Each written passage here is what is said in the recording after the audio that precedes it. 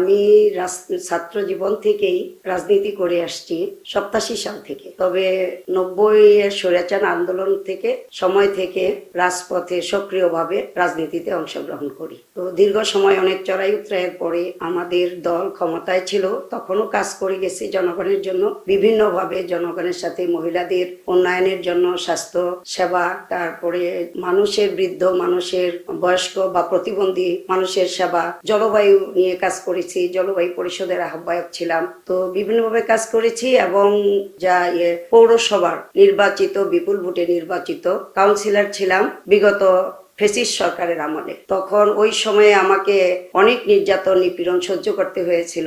আমাদের আপুসী নেত্রী মরহুমা খালেদা জিয়া যেদিন ধরা পড়েন, ওই দিন আন্দোলন করতে যেয়ে আমরা গাইবান্ধা থেকে সব নারী পুরুষ সবাই আমরা আন্দোলনে ছিলাম। আন্দোলন করতে যেয়ে ওদিন আমিও শিকার হই এই ফ্যাসিস্ট সরকারের লেলিয়ে দেওয়া কর্মকর্তাদের হাতে। তো একটা সময় খন্দকার আহাদ আহমেদ, মরহুম খন্দকার আহাদ আহমেদ, ওনাকে যখন টেনে হিস্ট্রে তুলে নেওয়া হয়, সেই সময় আমি বাধা দিই যে আমাদের নেত্রী ধরা পড়েছে, উনি জাস্ট একটু আমাদেরকে নিয়ে মিছিল করেছেন। কালার এক্সপার্ট ডার্ক স্যাপ এবং মাইল্ড অন হ্যান্ডস টেকনোলজি সমৃদ্ধ অরিক্স অ্যাডভান্স ডিটারজেন্ট পাউডার আপনার লন্ড্রি এক্সপার্ট। এটা তো কোনো অন্যায় কিছু করেনি, এটা আমাদের গণতান্ত্রিক অধিকার। তো ওনারা বারবার বলতেছিলেন আপনি চলে যান, আমরা ওনাকে দেখে নিব, আপনি রানিং কমিশনার, আপনি চলে যান, ওনাকে দেখে নিব। আমি বললাম যে না, আমি কমিশনার জন্যই তো আমি যেতে পারবো না, আমার একজন জনসাধারণকে ফেলে আমি যেতে পারবো না। তো আপনারা সারাদিন মুখে ফেনা তোলেন গণতন্ত্রের, কাজটা করেন স্বৈরতন্ত্র, আপনারা বলেন তো হোয়াট ইজ ডেমোক্রেসি। এই কথা বলার সঙ্গে সঙ্গে আমাকে, আমার কাছে সে ভিডিও ফুটেজগুলিও আছে, আমাকে একদম ধাক্কা দিয়ে আমাকে পিক আপে উঠায় নেয় এবং ওখানে ওঠানোর পরেও বেশ কয়েকটা রাইফেল দিয়ে কয়েকটা বাড়ি দেয়।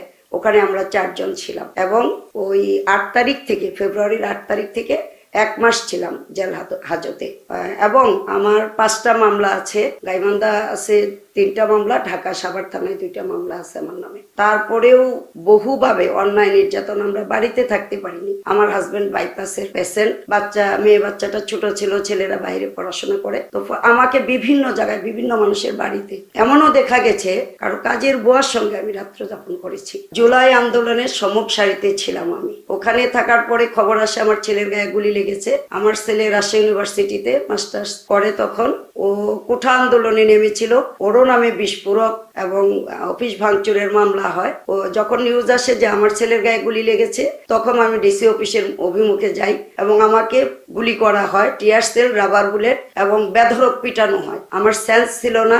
এক সময় আমার সহযাত্রীরা, সহযোদ্ধারা কারো মারফতে খবর পেয়ে আমাকে ফেলে রাখা হয়েছিল ডিসি অফিসের দক্ষিণ সাইডে ছোট্ট একটা মসজিদ ছাপড়া আছে, ওইখানে ফেলে রাখা হয়েছিল। তো ওখান থেকে একটা পর্যায়ে আমার চান্স ছিল না, ওনাদের বেধড়ক নির্যাতনের ফলে আমি একটা জায়গায়, আমার কোনো চান্স ছিল না। দলীয় আমার যারা ছিলেন, ওনারা কারো কাছ থেকে খবর পেয়ে আমাকে হসপিটালে ভর্তি করান। তো ওইখানে আমি ছিলাম, সারা রাত্রে ওখানেই আমি ছিলাম। তারপরেও আমরা ওখান থেকে হওয়ার পরেও আমরা আসলে পিসপাপ হয়নি বা হব না। আমি যেটা বললাম, আমাদের মাঝে অনেকেই আছে, অনেকেই সহযোগিতা আছে, অনেকের, প্রত্যেক নেতারাই এখানে অনেক ভালো, অনেক, বিশেষ করে গাইবান্ধার নেতা নেত্রীরা যথেষ্ট শ্রম এবং দলের জন্য অনেকেই কারাবন্দী ছিলেন, অনেক নির্যাতিত হয়েছেন। আমাদের প্রধানমন্ত্রী জনাব তারেক রহমান একজন বিচক্ষণ মানুষ, বিচক্ষণ ব্যক্তিত্ব।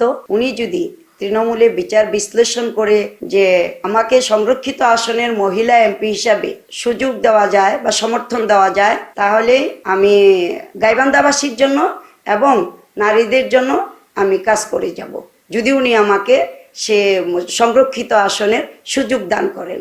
উনি যাকে ভালো মনে করবেন তাকেই করবেন, তবে আমি আশাবাদী যে উনি আমাকে ফেলে দিবেন না।